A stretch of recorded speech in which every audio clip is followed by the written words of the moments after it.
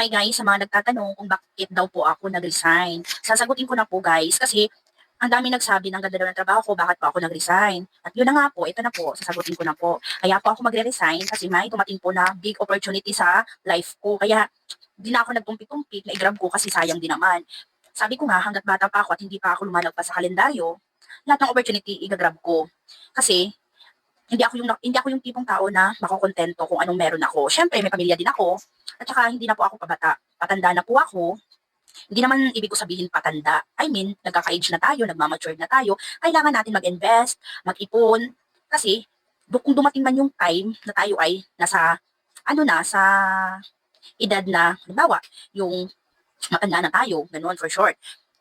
Syempre, hindi tayo mahihirapan kasi ginawa natin yung best natin na makapag-ipon para hindi tayo mahirapan pag dumating yung panahon na tayo tumanda na. Kaya, sabi ko nga, nanghinayan din naman ako guys sa trabaho ko. Syempre, bihira lang tayo magkaroon ng magandang trabaho, lalo na aircon, tsaka komportable ka sa trabaho, mga mababait yung kasama mo. Bihira lang yun guys. Bihira. Hindi ko naman sinasabi guys na mag-resign kayo kasi ano din kayo, mag-abroad. Nasa sa inyo po yan guys. Kasi po ako guys, malaki po yung pangarap ko po sa pamilya ko at lalong-lalo na sa sarili ko. Hindi na ako guys nagdalawang isip na tanggihan yung opportunity na dumarating sa life ko. Kaya sabi ko nga, paano ko malalaman kung hindi ko susubukan, di ba?